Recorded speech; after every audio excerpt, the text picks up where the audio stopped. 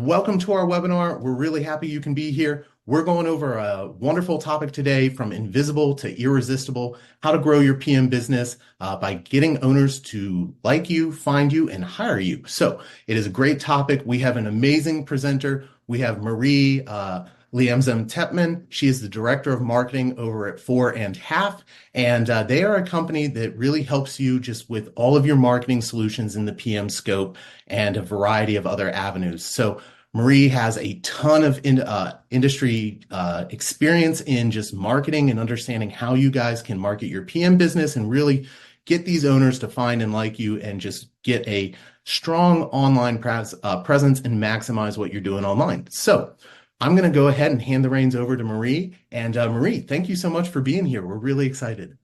It's my pleasure, Ben. Thank you for that introduction, and hello everyone from everywhere. So, I know there are still probably some people trickling in, but I want to start us off with a little bit of a question. So, who here has heard of the name Lady Gaga? Can you give me a yes or thumbs up in the chat? Oh, yeah. Oh, okay. Yeah. Oh, answers are trickling in. Yeah, lots of thumbs up. Yes, lots of yeses.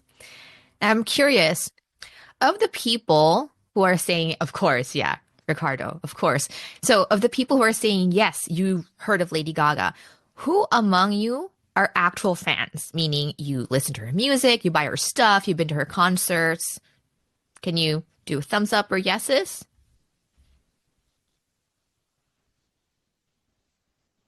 Oh, not a lot. Not as many as when I ask when people know if people have heard of Lady Gaga. Huh.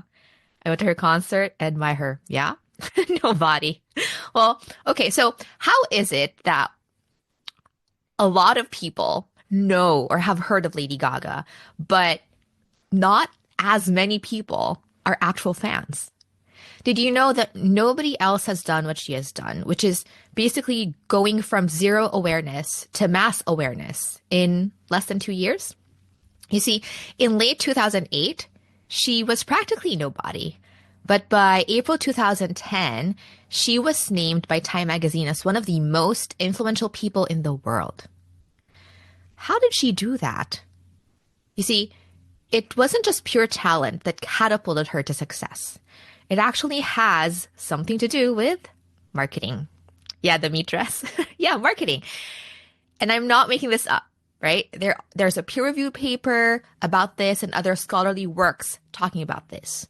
But why do I tell you this story today?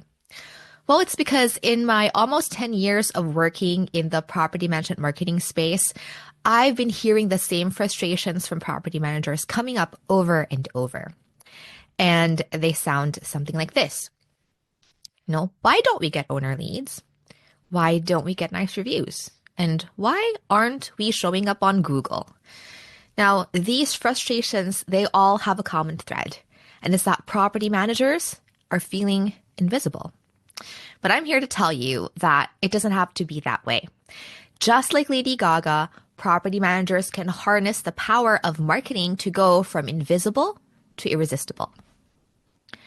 So I'm Marie from 4.5, like Ben mentioned. And for a living, I help property managers grow their businesses by using marketing strategies that attract owner leads. And in this presentation, that's what you're going to learn. You're going to learn how to attract more owner leads, improve your online visibility, build trust with your potential clients, and as a bonus, even understand how AI can help with your marketing. But before we dive deep into the strategy, I want us to first understand what is happening in the current market. The truth is, property managers are facing more and more competition. In fact, the number of residential property management companies grew about 5% per year between 2018 to 2023. Next, you have real estate professionals hungry for cash flow getting into property management. And then last but not least, there's been so much VC money flooding the prop tech space in the last several years, which has led to this explosion of software solutions, which on one hand is really great for efficiency, right? But on the other hand, these exact same solutions can be viewed by property owners as, for lack of a better word, a replacement for property managers or for professional property management. Now, obviously, it's not going to end well for owners who simply deploy technology. They just choose that path without really, professional knowledge. But regardless, what this means for property management or for property managers is that you have to fight even harder to get them or convince them to hire you. So owners are now armed with so many more options, and it's no longer enough to catch their attention. Now, property managers must rise above the noise. And to do that, we must first understand how they think and what makes owners decide to hire a property manager in the first place. So, we need to understand the behavior before we can begin to influence it. So come on and join me on a modern day buying journey. So I want you to think about the last time you had to make a big purchase. Okay? So for sake of example, let's imagine that you just realized you need a new car. What would you do next? Right? If you're like most people, you would probably go to, a search engine like Google or whatever you prefer. Now think about what you would type first on that search bar. And then what results would you get back? Sure enough, you're going to find a bunch of ads, some are at the top. Then you'll see some results with star ratings. And then you'll start seeing various articles showing off the 10 best cars, which, by the way, none of these articles can agree which 10 cars are truly the best. Why? It's because every article has a different definition and criteria of what the best means. Now, all these things you see are intentionally driven marketing pieces created by people who want to lead you to their sales funnel. Now, eventually, you'll probably click on a few articles, you'll read some head-to-head comparisons, and as you go through this process, you start to get a sense that you're collecting enough information. You get to a point where you start feeling more knowledgeable and perhaps even ready to buy. But why? What's really going on here? Let's go ahead and call in Alec Baldwin, circa 1992, to give us some answers. So most people remember Alec Baldwin's "Always Be" closing line from Glengarry Glen Ross. It's a very popular line, especially if you've been around salespeople. However, most people forget that there were actually two acronyms on the board. Do you remember the other one? That second acronym is AIDA. It stands for attention, interest, desire or decision, and action. It is one of the oldest marketing models out there, and it describes that buyers go through a certain process before they make a purchase. Now, do I have your attention? So, AIDA basically says, it's Glengarry Glen Ross, that's the movie. So AIDA basically says that we are first drawn to something when through attention and interest. And then we move on to desire when we start feeling like we want what's being offered to us. And then we jump to action when we make a purchase. So theoretically, if we can capture attention and interest at the right time, and then create enough desire in the prospects and make it super easy to take action, we would have successfully completed the buyer's journey, right? Easy peasy. Or is it? You see, although AIDA helps us understand the big picture, it falls short in failing to explain how modern buyers actually move through this journey. And that is what I want to talk about next. Because in reality, it looks a lot more like this. Such a small amount of people end up taking action. People move through this funnel not in a linear way. They enter, leave, and re-enter as they please. In fact, some people even just keep going, circularly between the first three levels over and over for years before taking any action. Now, common sense might tell us to focus on people who are on the lower end of the funnel, people who have gone through most of the buying journey already. They're almost there, almost ready to buy, right? However, I recommend against hyper-focusing on those. Why? Well, let me ask you. Have you ever received that dreaded phone call from an owner that just wants to know your fees? Yeah? Has anyone gotten that phone call before? You can just do thumbs up or yes in the chat. Yep. Yeah. Why do you dread it? Have you thought about that? Yeah, so once an owner is convinced that the most important criteria for choosing a property manager is price, then it's a lot more difficult to convince them otherwise. This is also a sign that the prospect probably doesn't understand property management very well. The truth is, we need to catch them earlier in the funnel so we can help shape their expectations. This is the difference between being proactive and reactive. Now, remember that story from earlier? Not the Lady Gaga one, the one about buying a car and how the process kind of has parallels to an owner's journey of finding a property manager online. Now, when owners do their research, they don't know what they don't know. They travel through the different levels of the funnel, just trying to make sense of it all. And they can spend hours, days, sometimes even years, just trying to collect data to make them feel better about this big decision they're about to make. Now, it's tempting to look at this funnel from a company-centric lens. And with a company-centric lens, this is what the funnel means. Awareness means that a person is aware that my service exists. Interest means that they're interested in learning more about my service and my company. Desire means that they have positive feelings towards my company and my service. Action means they've decided to hire my company. And loyalty means they keep renewing their services.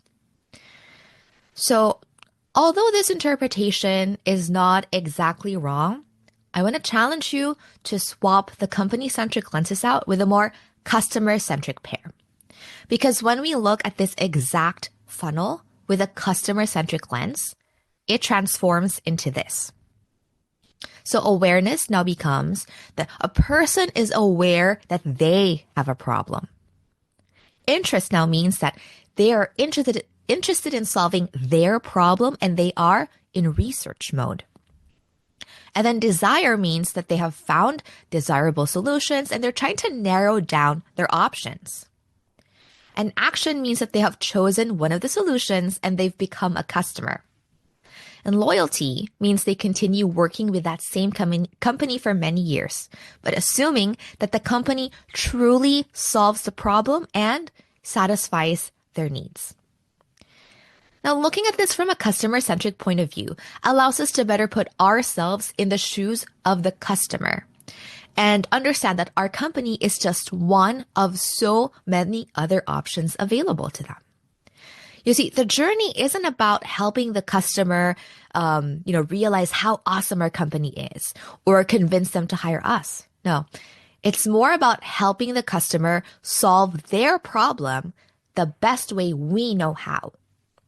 Now, to some, this might sound a bit like mincing words, and you might be thinking, why does it all matter? And this is why. All the pieces of content that a buyer sees can shape their expectations and nudge them closer to making a decision. And content that is customer-centric tends to resonate much better than content that is company-centric.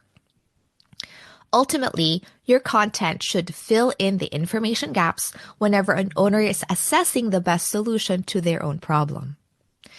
Content creates a relationship between a prospect and a company, and also helps lead the prospect into making a decision. But creating the content is just one piece of the puzzle. We also need to figure out how to put that content in front of the prospect, right? How? That's a great question. And the answer is only 3 letters. SEO, or search engine optimization. Let's unpack this a bit more, shall we? So, if we go by the literal definition, You have search engine, which refers to websites like Google or Bing or whatever search engine people use to search for anything under the sun, recipes, products, meaning of life. And then you have optimization, which is the act of making something as good as possible. And yes, I found that definition by Googling it. Now bring the words together.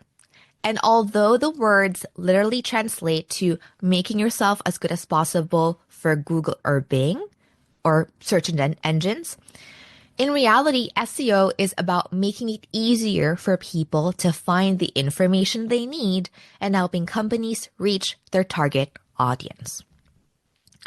So property management websites have two distinct target audiences. You have your prospective residents and prospective owners.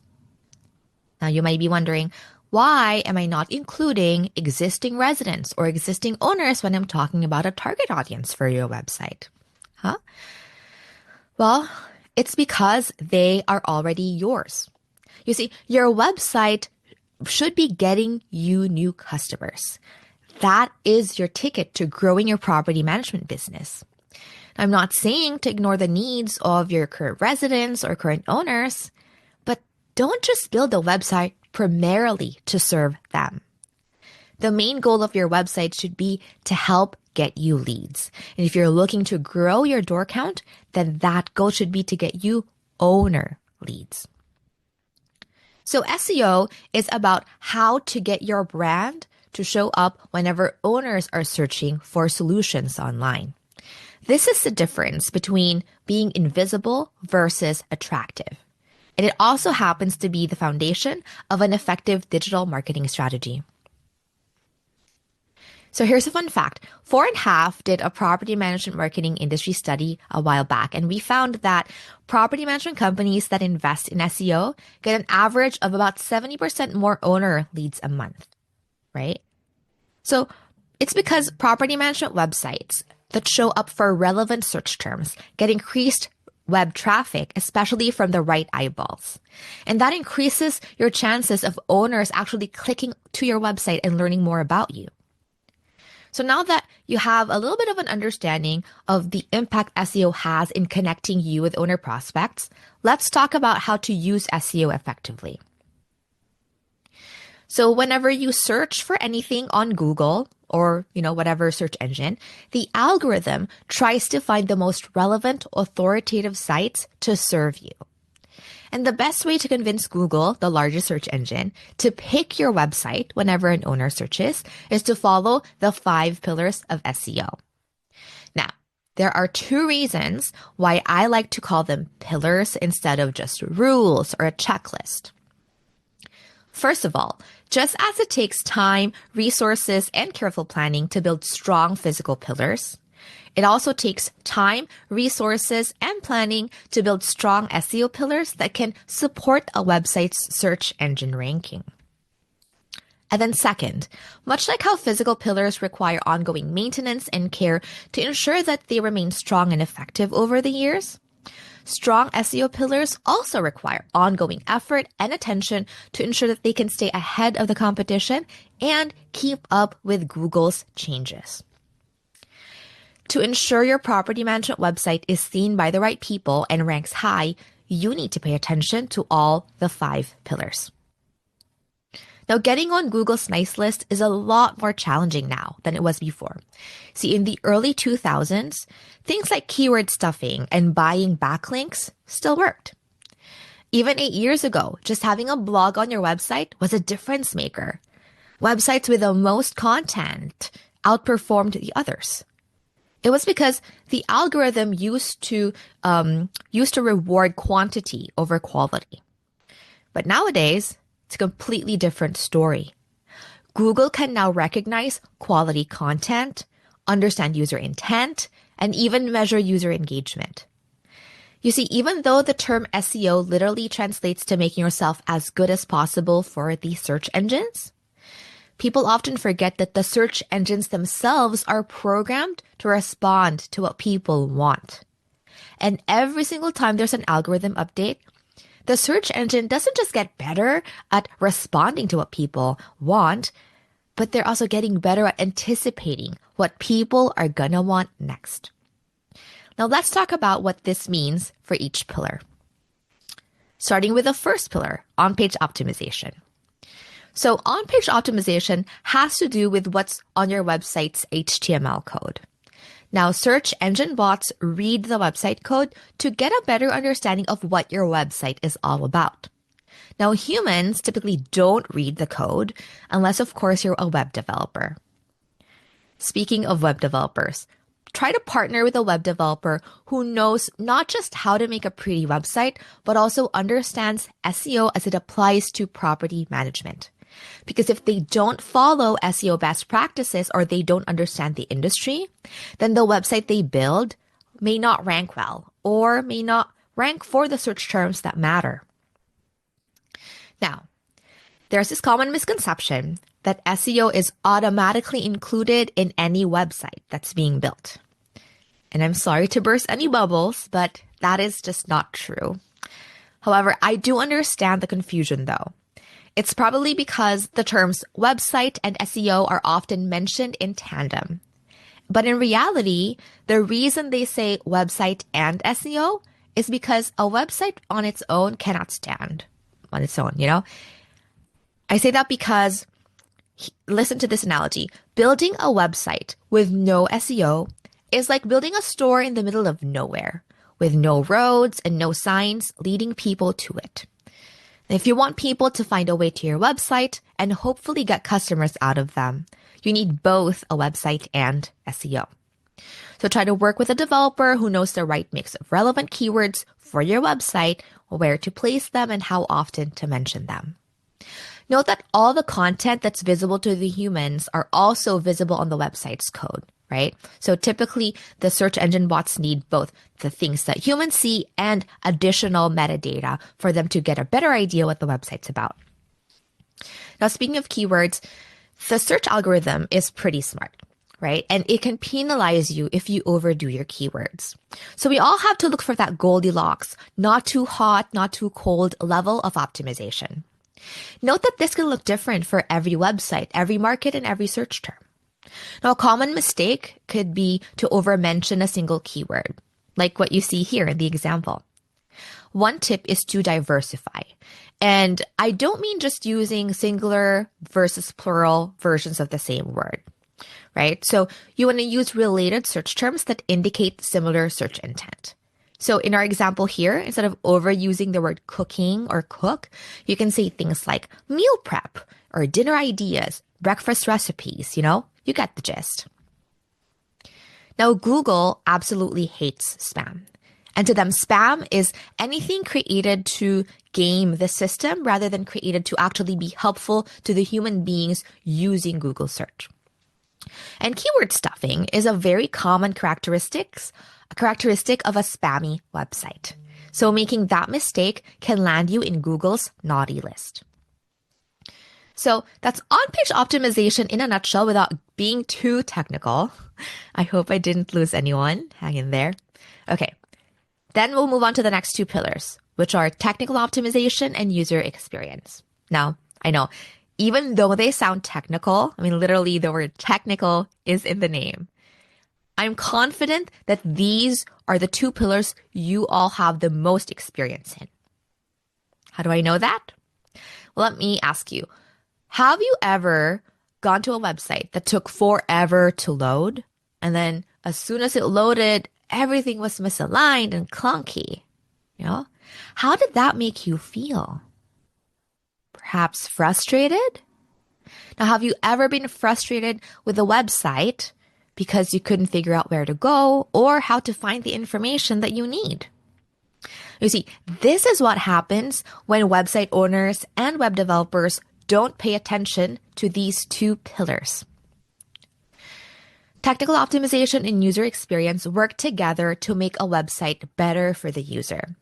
By making your website load fast, look good on mobile devices, have clear navigation, people are more likely to use and stay on your website, and in turn, search engines will rank it higher on results pages. Now, I'm not going to get more technical than that, so we're going to jump to the next pillar, which is content marketing. Now, content can take many different forms. Some examples could be blogs, videos, podcasts, website copy, even this webinar. So having high quality, relevant content can land your website to Google's nice list, whereas low quality content can, negatively impact your SEO and land you in the naughty list. Google's goal is essentially to provide people with the best answers to their questions. Note that the operative word here is best. Not all pieces of content are created equal. And so you want to have original, high quality content that people are actually going to want to read. Now, Google uses the acronym EEAT to judge content quality. And it stands for expertise, experience, authoritativeness, and trustworthiness.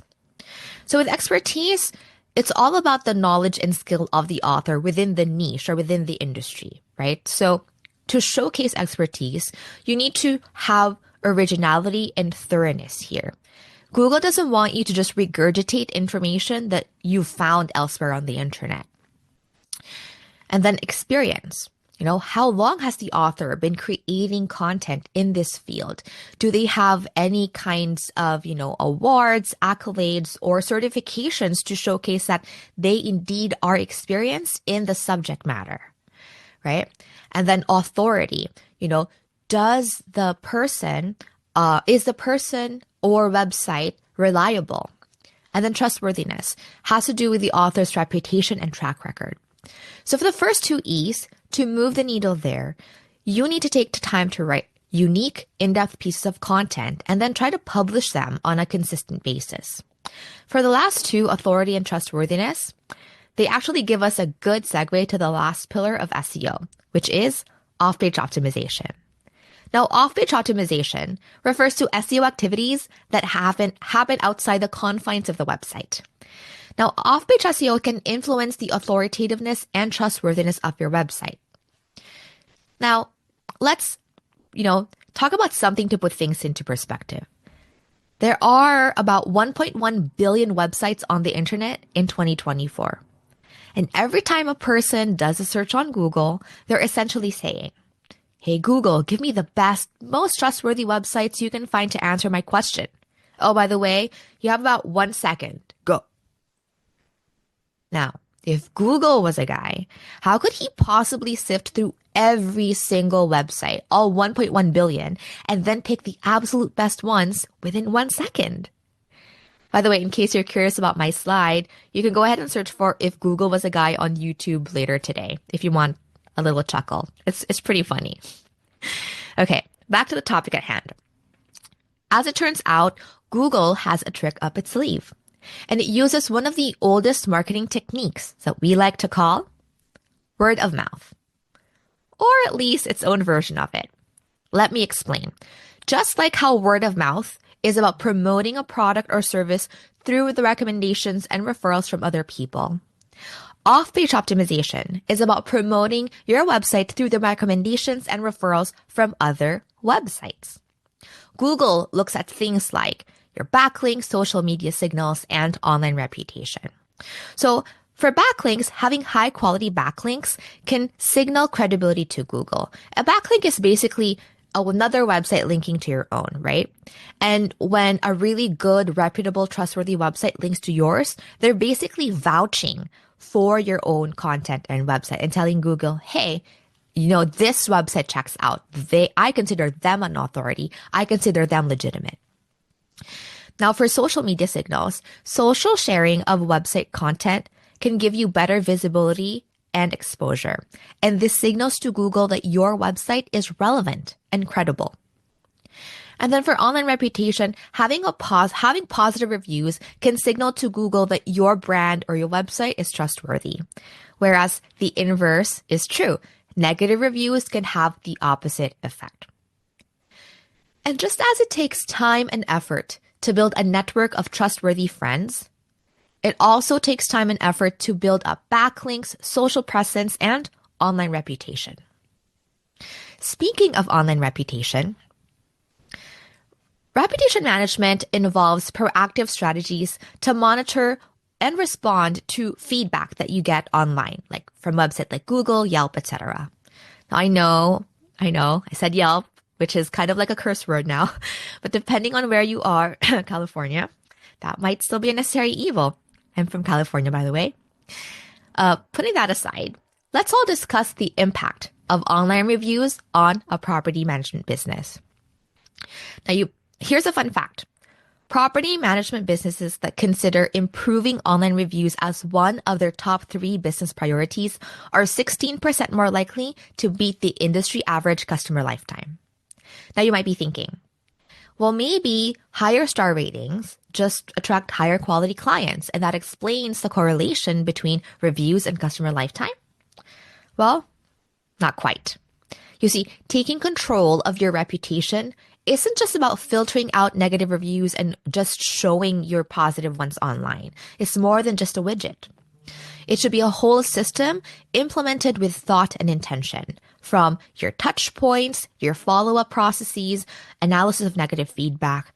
And then let's not forget the most important piece, which is listening to the negative feedback and then making changes to improve your organization.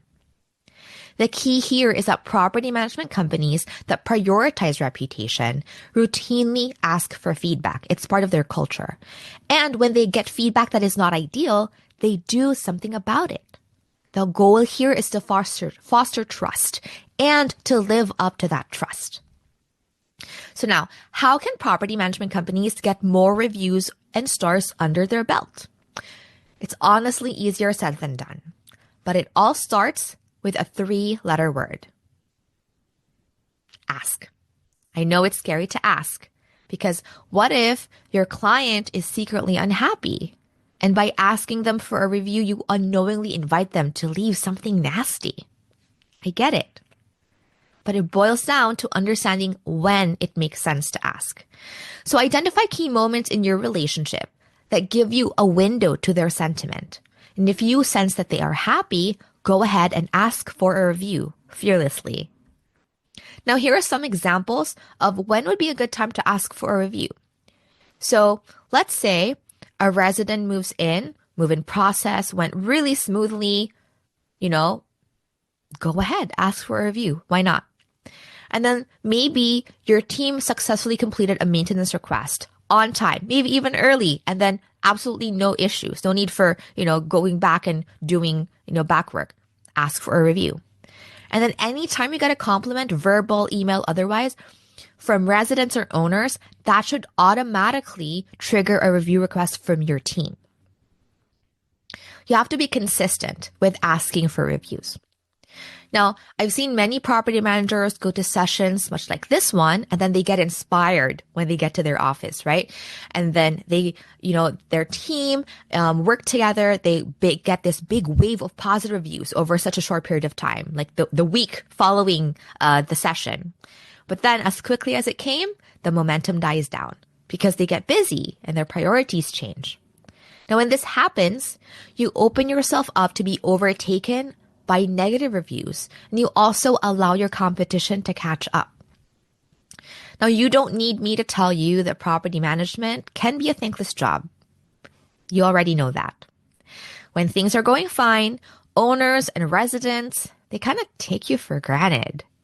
But when something goes wrong, oh boy, all hell breaks loose. And what happens to your online reputation? It becomes the angry tenant's tool to get back at you. And if you do nothing, only the crazy and unhappy people have a vested interest in giving you a review. Nasty reviews, like what you see on screen right now. And you can't really stop the crazies, can you?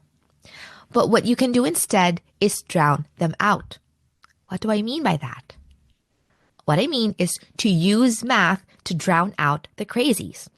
See, your overall star rating is just the average of all the ratings and reviews that you have for that particular website. So, in essence, if you increase the total number of reviews you have, you minimize the effect each individual review has on your overall rating. So, if a company with a 5-star rating and 5 reviews gets a single 1 star, their overall rating immediately goes to 4.3 stars. Imagine a single review knocking off so much from your hard-earned reputation. And then compare that with another company with 5 stars but 7 to 9 reviews. If company B gets a single 1-star review tomorrow, what is their overall star rating going to be? It's still going to be 5 stars. And that is because math is on their side. And if you consistently ask happy clients for reviews, you can start to fill your reputation cup with enough positives to drown out the negatives that's gonna come from the crazies and unreasonable people, whatever you do. Now, it's important to remember that while review management is key in building trust, it is not the only factor. Property management companies should still provide great customer service and respond quickly to complaints and issues, because providing an overall positive experience goes a long way in establishing trust with potential customers, and it leads to more business down the line. Also affects your customer lifetime. Now remember, whenever there's a huge gap between what's being promised and what's being delivered, customers end up feeling scammed. So a good way to build your reputation up is to live up to the promises you're giving your prospects. Now, speaking of living up to promises, let's talk about AI, artificial intelligence, because that's all the hot topic right now, right? Now, there are so many claims as to what it is and what it can do, but does it live up to all of that? And I'm here to answer this for you. So last year, I attended the very first generative AI conference because I wanted to hear firsthand the truth about the technology, and I wanted to understand the limitations straight from the developers. Here were some of the top questions from the Q&A. How does it work? How accurate is the info it generates? Does it produce original content? Is Google against AI-generated content? And what are the applications of generative AI in a small business setting? By the way, to those listening right now, if you're not familiar with the term generative AI, that's okay. But maybe you would have heard of ChatGPT. If yes, then you pretty much know it, right? ChatGPT is one of the most popular generative AI interfaces out there today. Now, if you haven't experienced ChatGPT, I don't want to leave anyone out. You can sign up with a free account, and you're going to be greeted with a screen much like this. You can talk to it the same way you would a friend. You would talk to a friend via chat or text message. You just type something in the message box, hit enter. You can ask questions, converse with it, make requests. And then the AI will respond to you, just like a person would on chat or text. It's pretty remarkable. Okay, so now we're all, we're all in the same playing field. Let's start answering those burning questions. So how does it work? So ChatGPT, generative AI, basically generates new text or information based on patterns that it finds in its training data and also its previous interactions with you. What it does really well is to respond to prompts. And a prompt is basically a sentence, paragraph, or a phrase with a question or request embedded in it. Now, the more robust of a prompt you give it, typically the better output you get from the AI. But because it is so prompt-driven, meaning it is built to respond to prompts, it is highly limited by the prompts that's being given. It's limited by the prompts that it's being given. And therefore, the limitation lies in the human giving the prompts. Now, second, how accurate is the info it generates? Now, unlike what most people think, accuracy is not its best quality. I mean, I'll even go as far as saying that accuracy is its worst quality. Why? It's because the training data that they use to create, things like ChatGPT, they are not perfect. They also have inaccuracies, and that leads to inaccurate outputs. This technology is prone to what they call hallucinations. They literally make stuff up, and it lacks independent verification, right? So this is why humans using the technology should always cross-check the information before using it anywhere. And you should use your head to critically assess, does this pass the vibe check? If you don't believe me, it says it right here at the bottom of the ChatGPT screen. ChatGPT may produce inaccurate information about people, places, or facts. Actually, that's an old screenshot. Nowadays, they rephrased it. ChatGPT can make mistakes.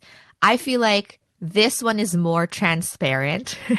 I think they just changed it to mistakes because it's a little more palatable to read. But yeah, even they admit it and they know it. Next, does ChatGPT produce original content? Well, that depends on what you mean by the word original, because some people say original when they actually mean not plagiarized, while others say original and they mean new and unique or unlike anything seen before. So, no, it doesn't copy content verbatim from other sources. That's why it can pass plagiarism checkers. But it only uses ideas and patterns that it sees in its training data, so you cannot rely on it to come up with something truly novel. Next, is Google against AI-generated content? And the simple answer there is no. Google does not care how your content is created, whether it's been created by a human being or an AI. However, Google only cares about the output, meaning the quality of the content, right, that you're posting online. Remember the EEAT acronym from earlier? Expertise, experience, authoritativeness, and trustworthiness. Those are still being used by Google to judge content regardless of whether it's from AI or a human. Next, what are the applications of generative AI in property management, a small business like property management? So I compiled this list just to give you guys an idea. Definitely not limited to this, but one of the low-hanging fruits is property listing descriptions, right? So self-proclaimed automation ninja Wolfgang Kroski, who's like really, really good at like using automation for his property management business. He was saying during a webinar earlier this year that before ChatGPT, his team would spend about 30 to 45 minutes writing a rental property description that they felt was, really good. But nowadays, because of the help of AI, it takes them no time at all, right? In the beginning, he was using Zapier to push information from his CRM back to ChatGPT and back, going to ChatGPT and back. But since that webinar, property management softwares have been listening. And I think Rentvine even built this AI feature right into their product, which is pretty cool. Another application of AI or generative AI in property management is in external and internal communications. So externally, you can use AI to help you with tenant notices, owner updates. You can even have AI-powered chat to answer FAQs on your website. You can also use it to coordinate with outside vendors, right? I believe Property Meld launched a feature specifically for maintenance-related communication that's also AI-powered. And I think it's like multilingual, which is pretty cool. And then internally, you can use it for emails, even meeting summaries. Like you can have an AI companion summarize your meetings for you, and even extract action items from the meeting notes, which is pretty cool and introduces a lot of efficiency for your team. Next, automation and data analysis. You can use AI to help you automate your onboarding process for clients or even employees. It could also help you automate repetitive tasks like rent collection, scheduling, and follow-ups. You can also use AI to analyze your business data so you can make data-driven decisions rather than relying solely on your gut. But a word of caution, though, it's not perfect. So in experimentation, sometimes it flat out just like makes mistakes or misses stuff in the data. So you kind of need to know what you're looking for so you can kind of spot check if you happen to be unlucky and it made a mistake analyzing your data. Next, social media and video content. So if you're struggling to come up with ideas for social media posts or ideas for videos to record, AI can help get your creative juices flowing. Now, I want to throw caution to the wind here. I'm sure some of you may have seen the softwares like Synthesia, which allows you to turn your scripts, your written scripts, into videos that use AI-generated persons with AI-generated voices. And as cool as that sounds, I urge you to watch them, with a grain of salt, basically. Look at them with a grain of salt and imagine how your customers would feel watching those. Think about how you would feel if instead of me presenting this webinar live to you today, You had to listen to an AI generated avatar with an AI generated voice reading my presentation notes to you. That's basically how your prospects and clients will feel watching AI generated avatars pretending to be from your company. So, in my humble opinion, nothing beats real life people on video. Next, AI can also help with online reputation management. So you can use AI to help you craft review request emails and even review responses that are both professional and custom. Now, a lot of times property managers get really nasty reviews and it's hard to take the emotion out of it. And that's where the AI shines because they don't have emotion. So you can literally type that, the response that you want, no holds bar, and ask the AI to kind of tone it down to make it PG and ready to post to a public platform. You can even just copy paste a review you got into ChatGPT and it knows to start writing a review response as a suggestion to you. Again, it won't have all the context, but it's going to try. So you have to work with it to come up with a way to both satisfy your venting, your knowledge of the situation, and kind of keeping it PG to be able to post it in a public platform, right? Always read, and verify before you post. Next, website copy and blogs. You can use AI to help you generate your blog topic ideas, create content summaries, or even an outline, right? It can even help you write your website copy and help you, get out of the writer's block. And I say help because although you could theoretically get ChatGPT to write a blog for you, let's say, that blog, the blog that it's going to spit out is going to be very generic. And so you're still going to have to tweak and rewrite it to make it high quality for it to make a difference for Google, right? Remember, expertise, experience, authoritativeness, trustworthiness.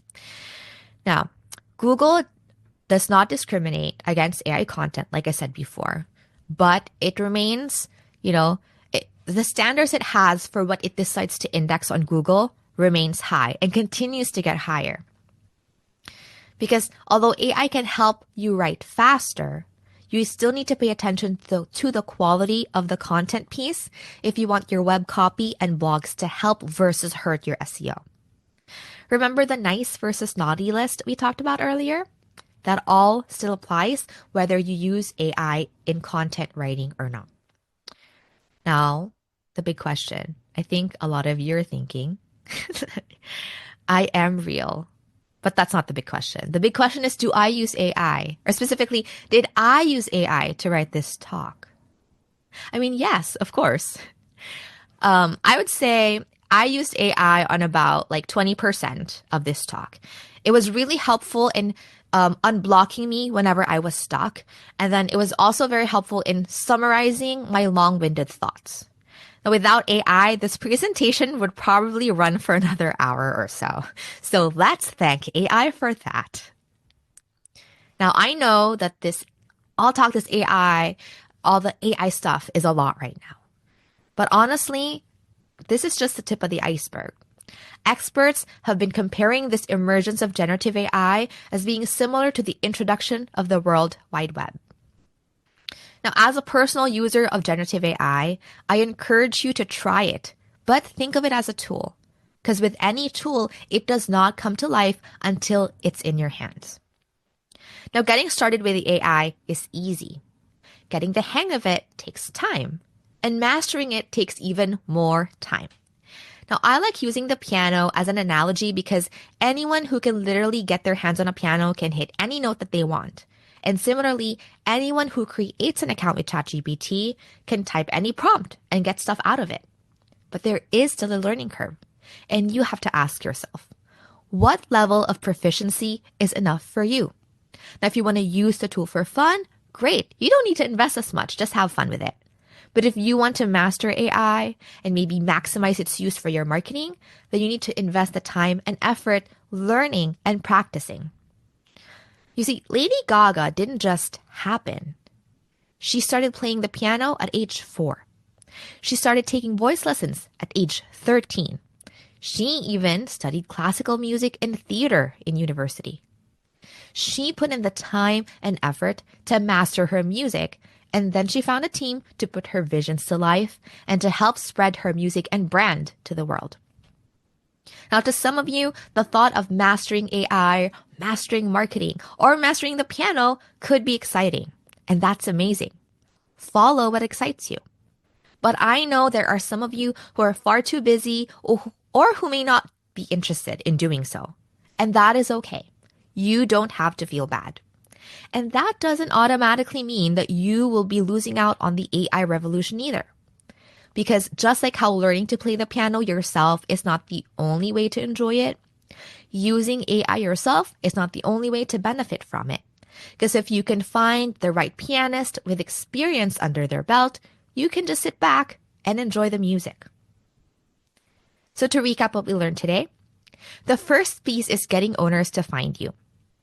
So following SEO best practices and keeping up with ongoing changes with Google algorithms is important. You want to get on Google's nice list and stay there. The second piece is getting owners to like you. So understanding the buyer's journey, creating valuable content for owners to see when they're searching for solutions online, and taking care of your online reputation are very important. And then the third piece, getting owners to hire you. This comes easily when the first two pieces are already in place. The way to move from invisible to irresistible is through the power of marketing. Now, a line from Lady Gaga's song goes, "I'm on the right track, baby. I was born this way." But if your property management business is on the invisible track, don't just throw your hands up and say, I was born this way. Just like how Lady Gaga used marketing to fuel her success, you too can harness its power to go from invisible to irresistible. Now, if you'd like to continue learning about owner-focused marketing or how to improve your business, subscribe to the 4.5 newsletter or check out our blog. You can scan the QR code or go to that URL. And if you want to get more owner leads and more business without the stress of trying to figure it all out yourself, you can also visit our website and get in touch with us because 4.5 can help with that. Thank you.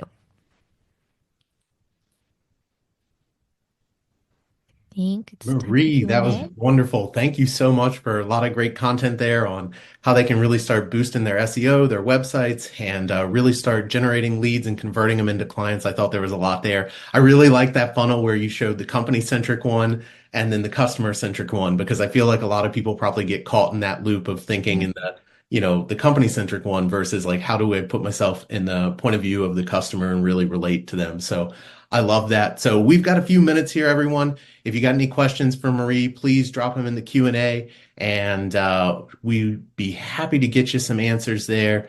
So we'll give it a few seconds here to see if anyone's got any questions. I also like your points on generative AI and the ENT field. That's a big conversation. How reliable is it? How do you use it? And a lot of times everyone comes down to similarly what you were saying, which is it matters who's in the driver's seat. How well do you utilize it? How well do you use your prompts? How well are you getting familiar with it? Because the input that you put in a lot of times impacts the output. So if there's bad Yeah, input, the output tends to struggle. So I don't see any Q&A coming in. Liz, she is not an external marketing consultant for Rentalbeast. She actually is the director of marketing over at 4.5. And we partnered together on this webinar, as well as we did a podcast together for them a few months ago, talking about what we see in the rental sphere. So we actually met at a NARPM conference and saw that we had a lot of overlap in just kind of our audiences and wanted to make sure that we were able to bring great value to both our audiences. So we are lucky to have her here presenting as someone who's just bringing their knowledge and willing to share with y'all today. Yeah, I think Ben went to our booth at the NARPM National Convention because he watched me give this same talk on stage, and then he rushed to our booth afterwards. I was like, "Can we do that talk on our webinar?" I was very excited. I liked it. It was a very, very good presentation. So we're I'm glad you're definitely going to share it blessed to again. have her here presenting to us. So, well, if we're not having any questions, where can we find copy examples to attract new owners? So, okay. I wanna, so you can definitely first look at what your competitors are doing. Um, because if we're talking about copy examples and you start like looking for like, copy examples in general, that's market agnostic, you're likely going to see something really, really generic, which isn't going to resonate with the people in your local market. So a better way to go look for copy examples is actually look at your local competitors, see what they're saying. And, if you've been in the business for a while, you kind of know which people are successful.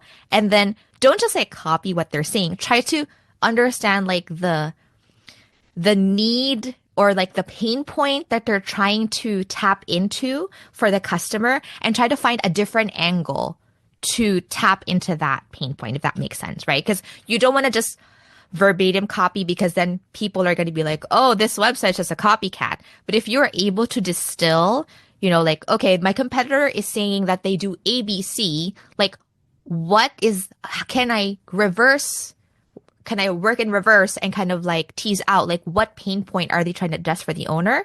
And then once you have a list of like, okay, these are the pain points we're trying to address for the owner. First of all, ask yourself, are these the pain points we want to work on for our clients, right? Do they match the way we do business? Because if not, don't waste your time. So it's also important to understand who you want to work with, right? Like what kinds of owners. So let's say all you want to work with are Class A properties, but the biggest property management company in your area, you see on their website, maybe they're targeting, Class C properties. Like, then it's not a match. Like, don't even try to copy them because you're not going to get the same owners. So yeah, it's like two avenues. Get to know who you want to target and then try to look at your competitors that are targeting similar people and then distill like what pain points and then look for a unique angle. That way you stand out instead of just like saying the same stuff. I hope that makes sense. I love that. I think it does because I know a lot of the stuff when I'm looking at like sales funnels and things like that, they're saying, "Hey, you got to define your target audience. If you don't know Mhm. where you're aiming, it's a whole lot easy. It's a whole lot harder to make content that's relatable to them and what they're actually looking for." So I think that makes a lot of sense in the sense of when you're trying to spy on competitors, you got to actually say, "Is this apples to apples? Are they approaching the same kind Mhm. of target audience?" So I think that makes a lot of sense. Oh, I'm sorry, Liz. You didn't. She thought it was a different, it's going to be a different webinar. Yeah, no, our expert series are always going to be webinars from experts in the field, bringing different viewpoints on how they can help you in different avenues. We do ones on legal side. We've done ones on, different lending programs, how you can work with down payment assistance. So we've done a whole different, kind of array of them. If you do want something more rental specific, I can follow up with you on that and get you that information, Liz. So I'll follow up with an email. So, all right. Well, I'm not seeing any more questions here. So we're going to wrap up and let everyone get to their afternoon. I really appreciate everyone being here. Marie, thank you so much for a wonderful webinar. It was a ton of great content. I know everyone benefited here. So thank you so much for just sharing your expertise and your knowledge with us. You're welcome. Glad to be here. Have a great day, everyone. See y'all. Have a great one.